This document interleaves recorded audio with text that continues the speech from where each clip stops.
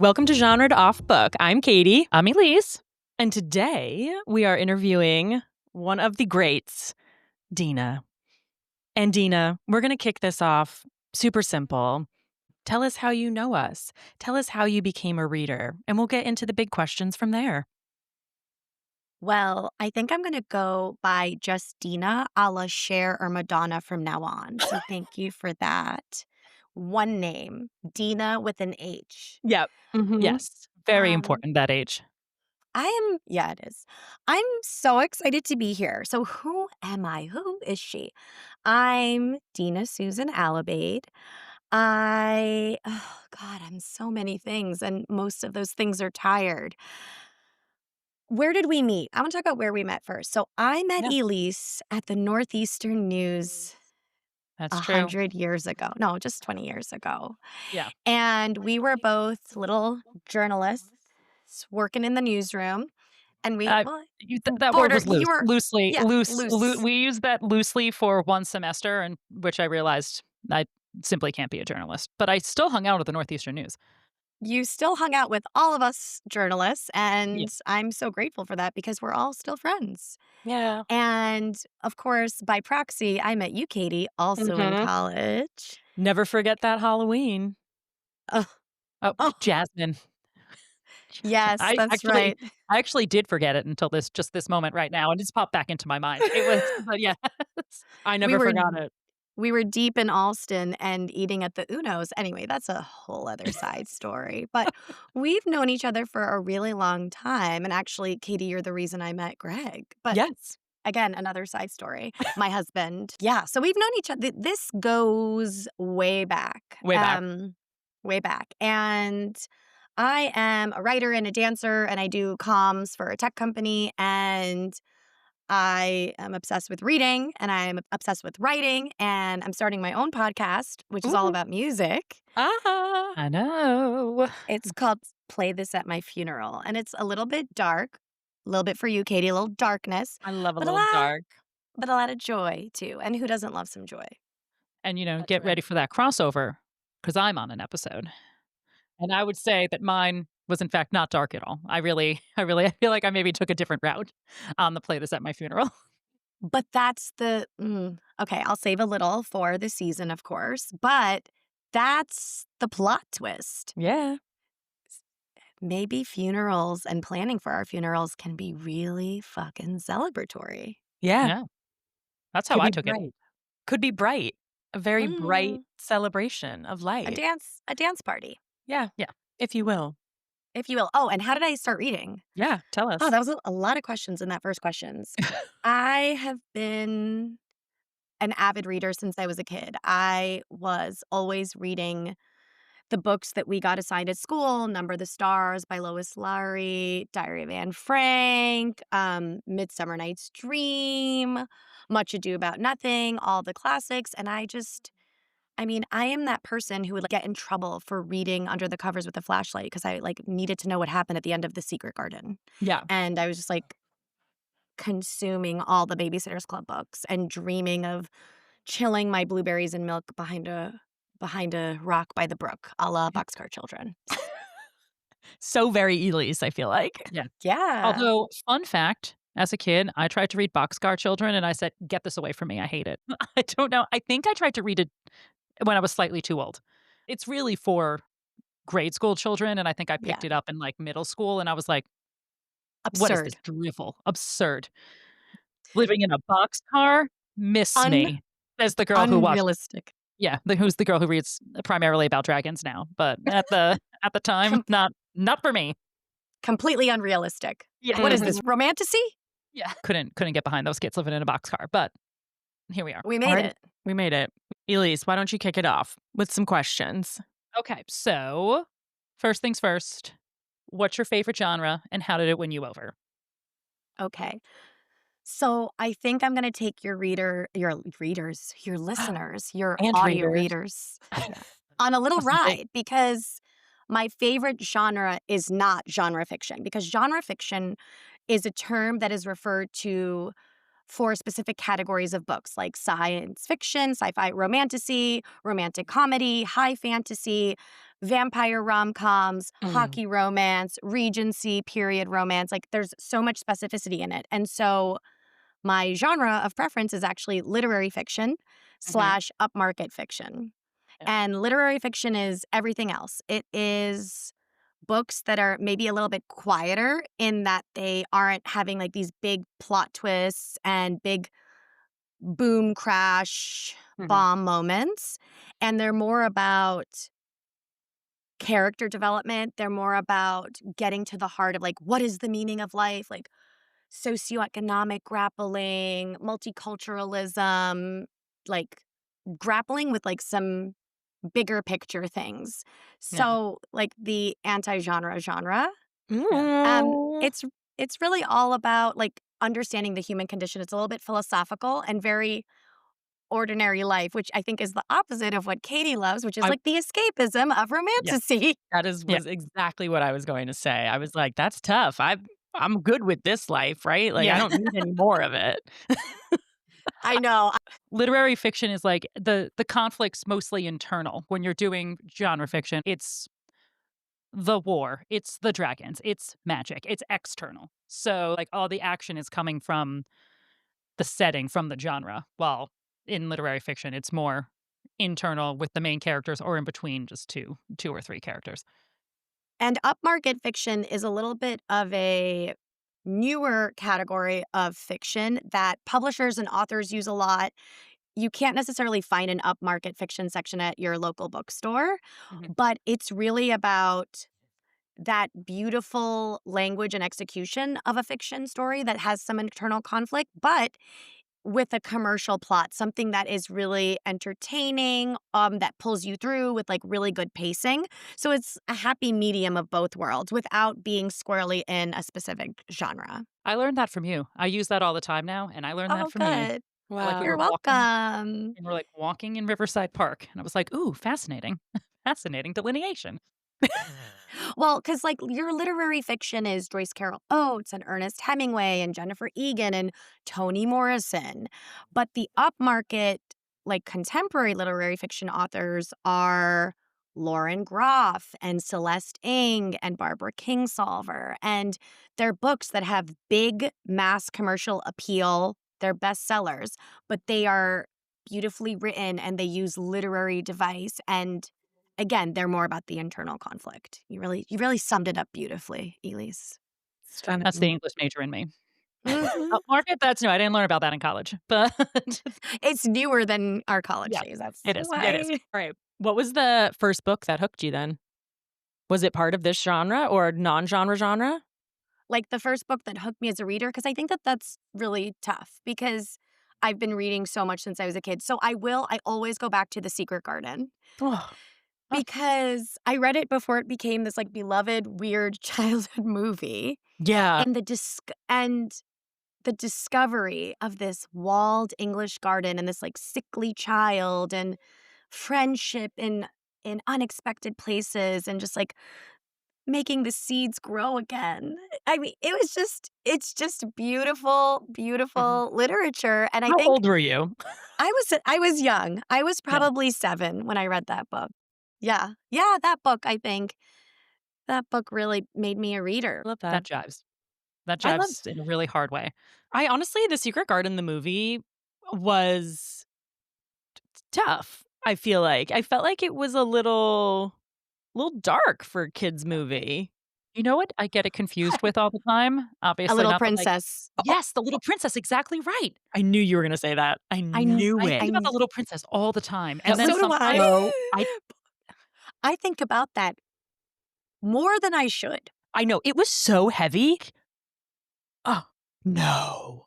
Yes. Can that's we my just original childhood copy of The Little Princess. I don't let's know where do the a dust jacket went.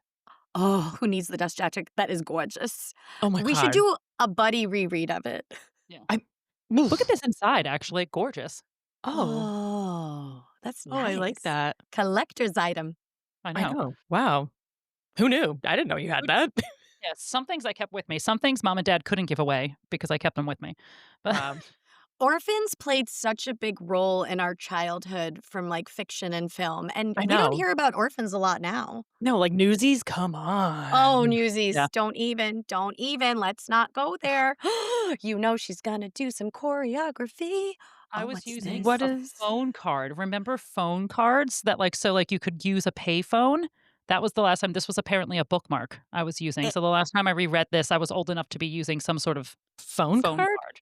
from Avis, the rental car company? Apparently. I have a Global phone lot pass. of questions. Wow, that's kinda confusing there, Yeah. Elise. Check your old books, guys. Never know what's gonna be in there. Also an I origami. That makes sense, though. Yeah, That that tracks. makes Yeah, that tracks. crafting, yeah. Yeah, yeah. Crafting and books.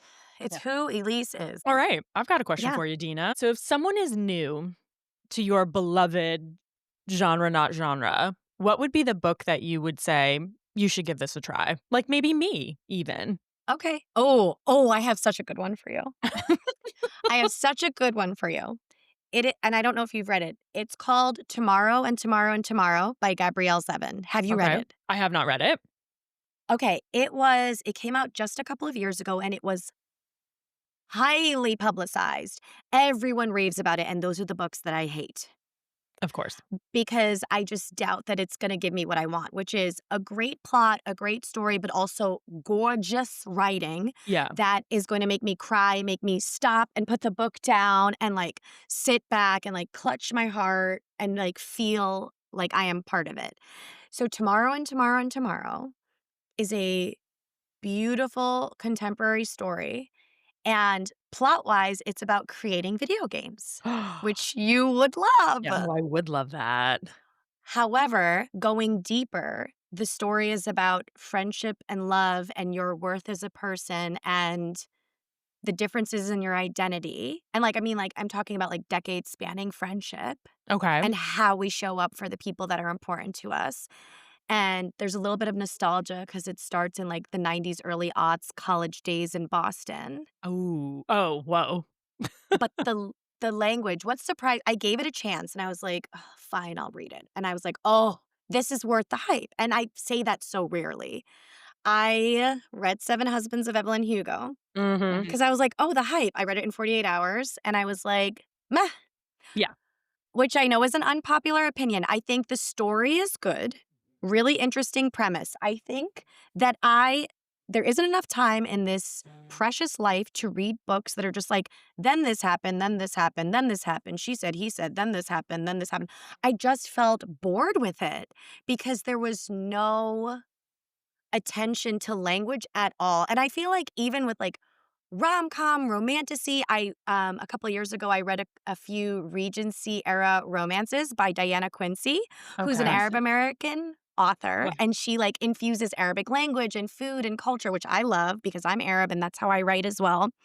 And even that was like entertaining language. Yeah. But Seven Husbands would not do it for me. But Tomorrow and Tomorrow and Tomorrow Okay.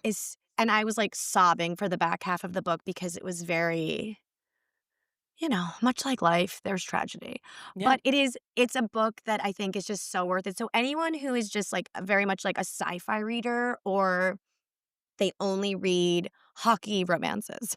If you want to try something more upmarket, more literary, I think that's a great gateway drug book. Okay. Yeah.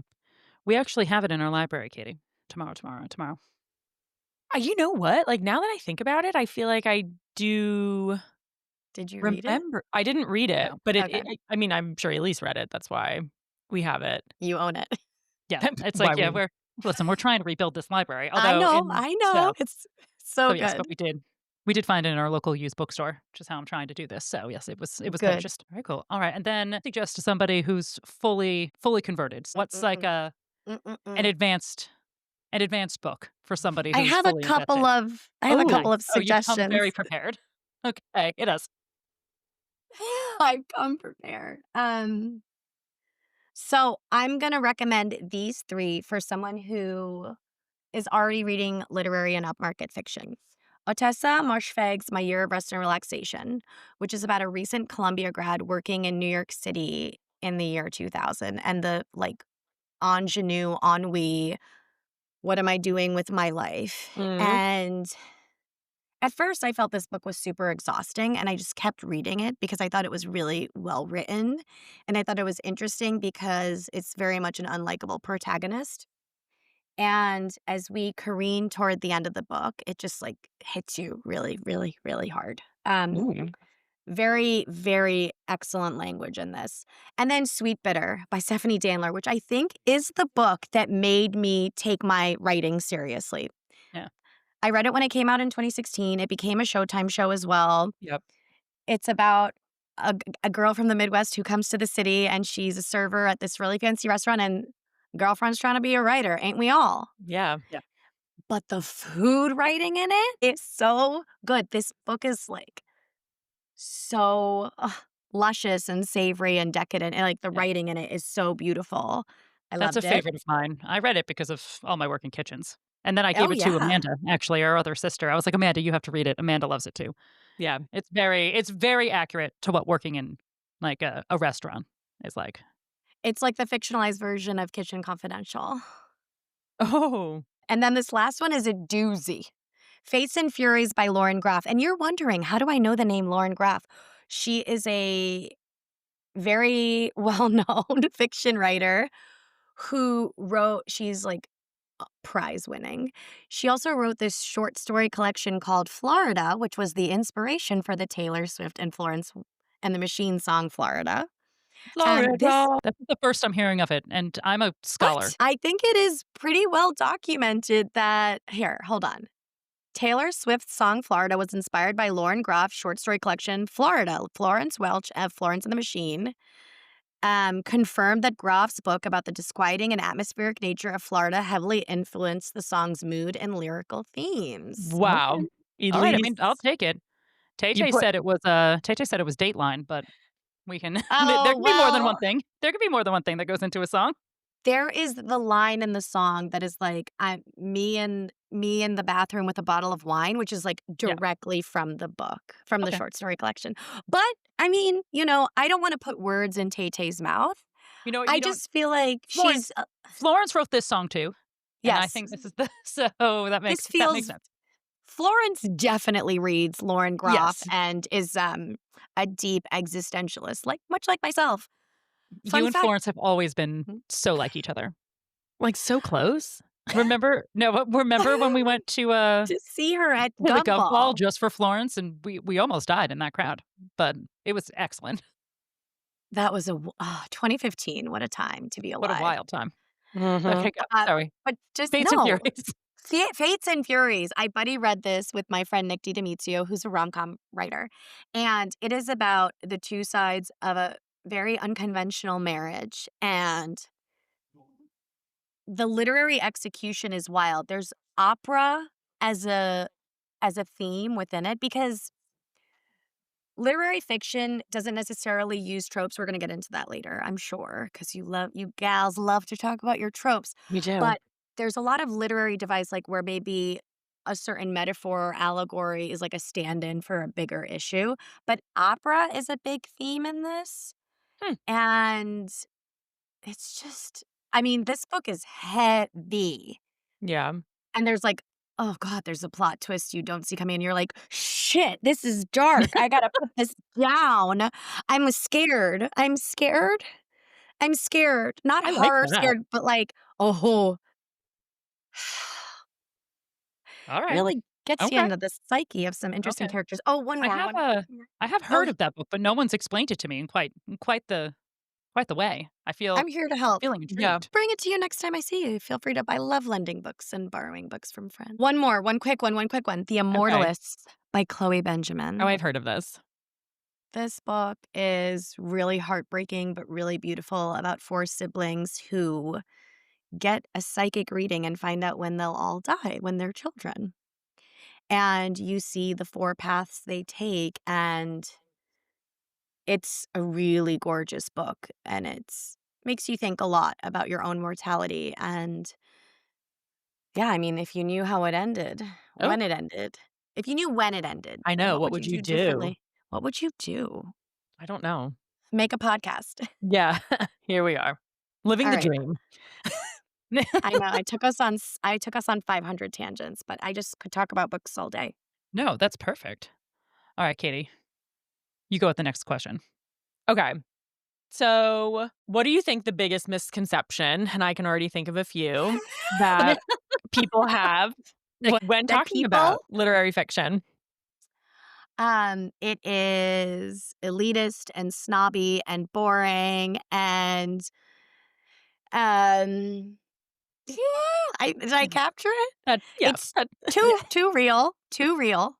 Way too real. I think those are the main gripes that people Mhm. have with fiction, with literary fiction. I have an add-on surprise question going off outline. If you were to suggest a book that we would read for this podcast Ooh. in literary fiction, what would you suggest? Oh. But I don't want you to hate it. You can also think about it a little bit. You'd have to. It's Katie. It's Katie. You're going to have to convince ultimately. But Oh, I have 2. okay, yeah. Writers and Lovers by Lily King. This is a quiet book, but Mm, it is so good. okay. It is coming of age, trying to find yourself as an adult when you kind of are in a bit of a failure to launch, living in Boston in the 90s, Mm. sort of like a grown up who's not yet a grown up and trying to figure things out. Lily King wrote Euphoria. She also has a new book out that I have a hold at the library for, and I'm forgetting the name off the top of my head. I'm sorry, Lily King. I love you so much. Euphoria was amazing. This book, I love this book so much. It is one of my so the first book I wrote, Bread and Butter. I'm not published yet. I still don't have an agent. So if you're listening, I Yeah. am still looking for representation in upmarket fiction. Yeah. Don't I don't stop plugging. I'll Don't stop never plugging. stop That's what looking. it's for. Yeah, of course not. That's what But we're all here for. Yeah. my book, Bread and Butter, I use Writers and Lovers as a comp because it's about someone who is trying to figure out their life, even though they're kind of almost in the middle of life. So, Yep. this one. And then the other one I was going to recommend is, I guess you could call it historical fiction. But it is, I guess I have 2 recommendations. So, Elizabeth Gilbert, who's very well known for Eat, Pray, Love and Big Magic, she's also an incredible literary fiction writer, which people forget. She wrote the short story collection Pilgrims that was um, wonderful. And she wrote a bunch of other fiction books that are incredible, like City of Girls and The Signature of All Things. And The Signature of All Things is this like sweeping multi generational book, and it's fiction and it's super interesting. Mm. But it is historical because I guess it takes place way back when. Way back when. But Well, maybe yeah, City of Girls was great. I loved City City of of Girls. Girls, but Yeah. that would be historical fiction. Yeah. So I guess for upmarket, I mean, like, why don't you guys read Fates and Furies? I want to see what Katie thinks of Look at that face. Look the. at the face she's making. I think that this is it. You trying to shock me? Oh, I can't. You got to stick with it, though. Okay. You got We'll to see. invest in it. We'll Okay. Okay. we'll see, says All right. Katie. All right. Hmm. Okay. All right. So, what do you think people miss about literary fiction when they dismiss it? Like, what do you think they're missing out on? So I'm talking directly to Katie now. Okay. Yep. Eye contact. I Mhm. know that not everyone cares about this, and people just want to escape and like quickly find out what's going to happen and be really engaged. And they're there for like the twists and turns. Yeah.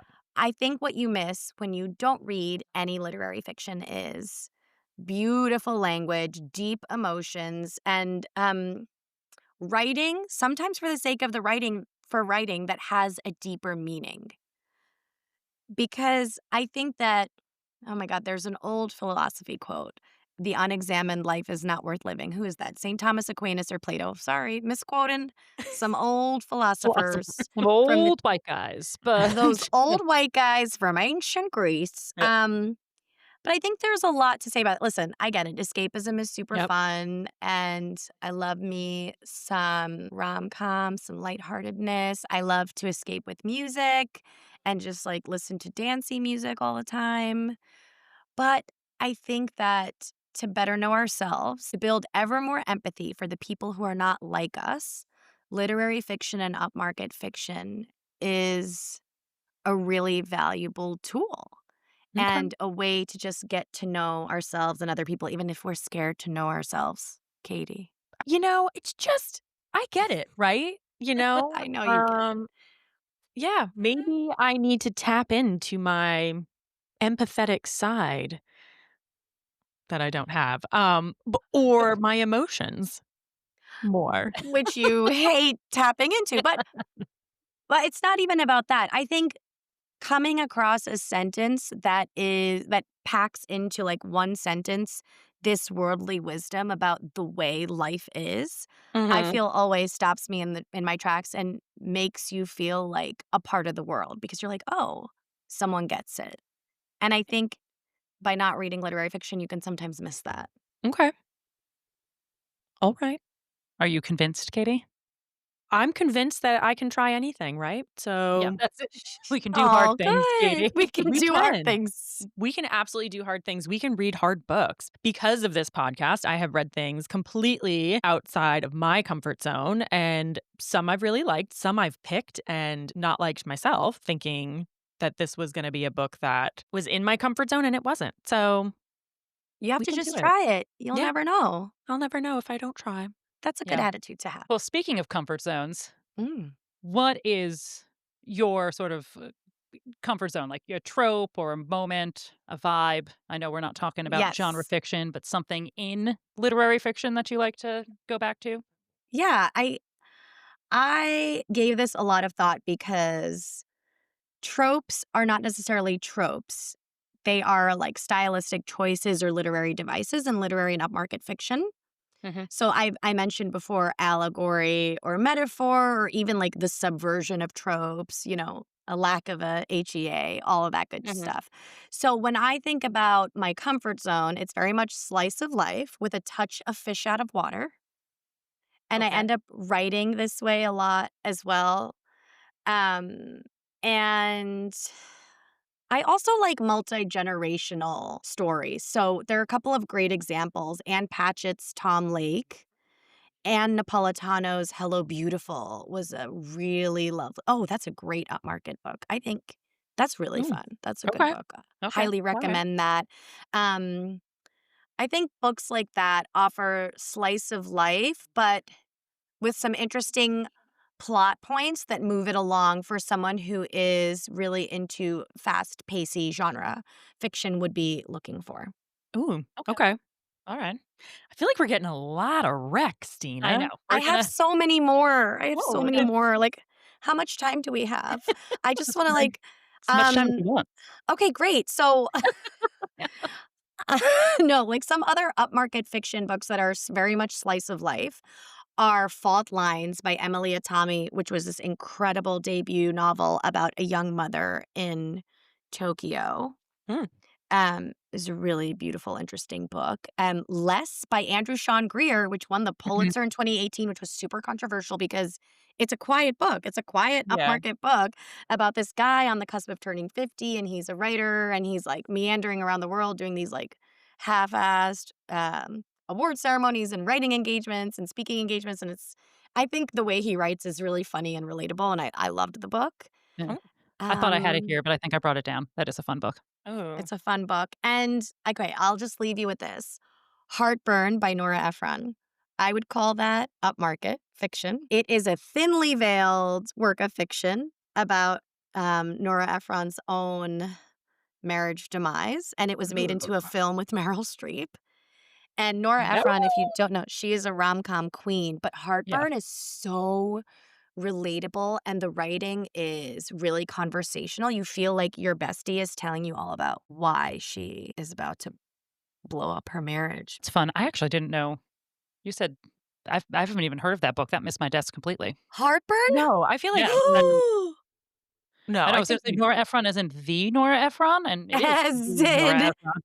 as in the Nora Ephron and her marriage and divorce from Carl Bernstein of Woodward and Bernstein? Yeah, I know. I missed it. Missed it Okay. completely. Okay, Missed it this is completely. it's a short book and it's super entertaining. I love it.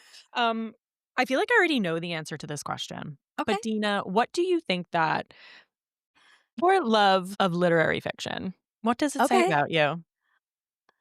My love of literary fiction and upmarket fiction says a couple of things blatantly, which is I love words. I love thinking deeply. I love being very existential and questioning everything. I always want to like find out the truth and get the answer. I'm a little relentless, as my husband calls me. That's not I'm very surprising. I'm very relentless. You are. Whatever. You are. I love the way I am. Remember when sometimes you'd like to say that you're easy breezy, and I say, no, you've never once in your life been easy or breezy. Relentless? Yes. Passionate? All the time. Engaged? Critical? Ready for conversation? All of those things are true. 100%. Easy breezy? Absolutely not. I think that that's what loving literary fiction says about me. Yes. All of those things that you just said. Yeah. Yeah, and I think honestly the most fun I'm having in life is being in deep conversation with my friends about existential topics or the latest celebrity gossip or anything just to get into it, get in the thick of it. I mean, that's why I started Play This at My Funeral because I became obsessed with the idea of curating how my funeral's going to go and Shocking, right? Also very Dina. and picking the music for it. But here's what I found out. Everyone else is obsessed with this idea. And we are getting into these like super deep conversations that aren't necessarily dark. They can be very uplifting. So Yep. yeah, any other psychological diagnoses you want to give to me? Not for public consumption, Dina. Not at this Okay, time. put it in the text thread later. Yeah. Well, Put I it in mean, the text thread and I'll bring a bottle or two of wine. yes. All right. So if you could only read one genre, one type of book for the rest of your life, would it be literary fiction and upmarket fiction, or would you cheat? I would not cheat. Your girl is loyal to literary fiction and upmarket fiction. Not even You not even a little rom-com? You love I a little know. rom-com No, every once in a stop. while. That's my answer. My cheat Oh. is rom-com. But I have some things to say about rom-com. Tell right, us. Emily Henry is the rom-com queen right now. And I loved the books Book Lovers and Beach Read. Mm-hmm. Two of her earlier books. Very, Some of her strongest. some of her strongest. However, I read Happy Place and I just finished A Great Big Beautiful Life on audiobook, actually inspired by you all. I'm not much of an audiobook person. Don't know if I'd do it again, but it was nice to have something to listen to after pre-K drop off. But Yeah. and I didn't read Funny Story, and I still might, but I just feel like there are better rom-com writers out there and more interesting stories that are taking the genre to the next level. I think her stories are interesting. Her characters are very tropey. I mean, Grumpy Sunshine. As I was listening to it, all I could hear in my head was the two of you saying Grumpy Sunshine. Like, And I was like, but too much. It's like, we get it, Hayden. We get it. I know. I'm just like, Shut up, Alice. like her unrelenting optimism was nauseating for me. I believe that was the quote from the episode. And I was like, I'm so Katie. annoyed. I don't want to read it. For me, I it know. was too much. So And what you're does pretty that tell sunny. you? You're pretty sunny. Thanks. See, that's the funny thing though, because everyone thinks that I'm so sunny, but I am moody as all hell. And like my favorite music is Damien Rice, which is like dark, sad girl music. I know. You're so, Multifaceted. You're so multifaceted. That's it. It's multifaceted. You're so much of everything. Multitudes. Yeah, you do contain multitudes. Oh, I love it. I love it. But yeah, so the rom-coms that I've been really enjoying have been from Nicholas DiDomizio. Yes, he's a friend. The Gay Best Friend, Nearly Wed, Burn It All Down. He's got an upcoming novel, a rom-com coming out next year. It's more of like, it's called A Murder Most Camp. And I'm so excited for the world to read it. So pick it up and maybe you guys will add it to your TBRs. I think it's coming out May 2026. I'll send it to you. I'll send you everything. Send it to us. Okay. And Nick writes rom-com in such an interesting way. He's also like one, if not the only male writing rom-com. I mean, adult rom-com. He's such a brilliant, funny guy. And the writing is really relatable and interesting and amazing. And Georgia Clark, also a friend. I'm just plugging my friends, but they're all like famous As they authors. should. So lucky me. She writes queer ensemble rom-com, and it's so beautifully written, and the characters are so interesting. Her latest is Most Wonderful, which is like a Christmas queer rom-com, and it's super fun. Oh my Takes place in the Catskills. I think you'd love it, Katie. I love Christmas. I I know. mean, who doesn't? I Maybe love that's one of our Christmas. December. Maybe that's I one of our December know. reads, Katie. Yeah, that's a Have good fun. idea. I'm Yeah. just listen, you just anytime. I will drop everything and get you a book recommendation. Don't you worry. My DMs are going to be flooded. Listen, one of my favorite things to do on Instagram is recommend books. I love it. And lastly, I'll mention Hannah Orenstein, also a Mhm. friendly New York writer. She's really fun. She's written she's accomplished so much at such a young age. She's also the like lifestyle and sex editor at Bustle. She's incredible. But her latest book, Maine Characters Like the State of Maine, Mhm. is a grown-up parent trap, and it is really fun and intriguing. Also beautifully written. So it's just like these three authors are taking the genre to the next level, and it's like what I want to see. So Yeah. Hen, love you. But like, let's kick it up a notch. And also, let's spread the love because there are a lot of authors out there putting out incredible books that are just not getting as much fanfare because, the algorithm and we all Yeah. have our faves and the marketing dollars go sometimes only to certain places. Mm-hmm. Main characters has been on my list for a while. I also think our mother might have read it. Really? Yeah, she was very. I think she saw it somewhere, and she was telling me that she On was my reading. Instagram. Possibly. Lori. You know that my mom is following you. So Oh, I did post a lot because I went to the book launch with Georgia Yeah. Clark to Mhm. Hannah's book launch, which was such a fun event. And in the book, one of the main characters is a sommelier, and Ooh. Hannah like had taken these courses to become like a wine aficionado. She has like a certification in it, and they had this great wine tasting at the book launch at the Strand. oh, It so was fun. such a Oh, cool event. It was a I cool love event. that. I know. I know. I should have brought you next I time. know. Yeah. Oh Yeah. yeah, we're always down for any event. You We're always promised down for me books, wine, wine. events, Books, wine, parties. hanging out. Yeah. Oh yeah. Oh yeah. All right. Well, I think we've gone through the list. Anything else Yeah, tell book us, is there related that you think? anything? Is there anything in that stack of books you didn't show us? Oh yeah. Yeah. I Let's got let's. one. Yeah. Actually, there's only one that I Oh, didn't okay. show you. Oh, but this is historical fiction.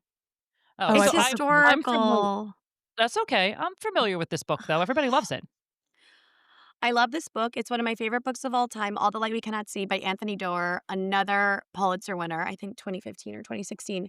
However, I don't read a ton of war books because I don't like war. And I who don't likes Yeah. war? I guess people like war. I'm not I into do war. not. I do not like war. Yeah. This is about how war affects the civilians. It is so beautiful and I can never read it again. Yeah. I love this book, but I can never read it again because it was that heartbreaking. And I still can recall scenes and moments, and that's upsetting enough. But Yeah. it's a beautiful book. It's a beautiful book. Yeah. And also, okay, one more. One more. Yeah, You of got to course. rein your girl in. This summer, I read All Fours by Miranda July. Have you heard of Oh, this book? I don't Yes. think I have. Oh boy. So I was less familiar with Miranda July, but I have a bunch of writing friends who said, okay, Dina, after you turn 40, read this book. I'm not 40 yet. And I was like, I want to read it now. Why not? I've got an open space on my TBR. I see you looking at me all fours. Okay. And it is a really wild book about unconventionality and being a woman, um, being a perimenopausal woman in a society that just wants to fucking dismiss you, Mhm. and about what it means to like everything motherhood, marriage, being an artist, being a friend, being a woman, being a member of the community, being someone who is sexual and capable of so much more than we let women be. Mhm. It was wow. It is a book that will probably change you. Oh, I recommend it. I'm not saying it's like my favorite book in the world. It's just a book that I think is an important book. Okay. Definitely falls under upmarket. okay. No, I would actually call it more literary. Yeah. Do we Okay. need to wait until we're 40? I don't Or know. I don't know. I read it. I'm not 40 yet. I No. I know, Dina. Some Uh, might We are recall. not. that we're the same age. We are not 40. Yes, Katie and I are the same age as Florence Welch from Yes. Florence and the Machine. Yes, I don't know. I mean, I don't think like it doesn't change anything for me. No, I'm not like I should have waited a year and like I'm gonna uproot my whole life and like run away from my responsibilities and just become a completely different person and abandon everything you know and love about me. Just like become a monk in the woods or something. No, we don't want that. Is that an option after reading this book? I think after reading this book, you're like, wow, anything's an option. I can do anything. The world is my oyster or my Okay. California highway motel. Ooh. Okay. Okay. Also a wreck. Quite the wreck, Dina. Wreck I machine. feel like these show notes are going to be so long, but we will put everything that Yes. Dina recommended. We'll make maybe a blog post just there. Just Oh, Dina's, yeah, maybe Dina's just wrecks. on Guest Dina. Guest Add post. it to my to-do list. We won't make you do that for you. Katie is very proud of her website as well. She should be. It's She puts a lot of work beautiful. into it. It's absolutely gorgeous. It's full of so many details and so many recs. And so It's she will, gorgeous. you know, A trying to beautiful get that- website. she feels like she doesn't get enough views on it. So if anybody wants to go to genrepodcast.com, and it would make Katie really happy. Yep, please. I'm putting content on there, right? We need to get SEO. We need the people to find the content. SEO, AEO, GEO. Oh, what's happening now? That's it. That's how That's that's it. how the internet works. That's Yeah. how we, yeah. But thank you, Dina.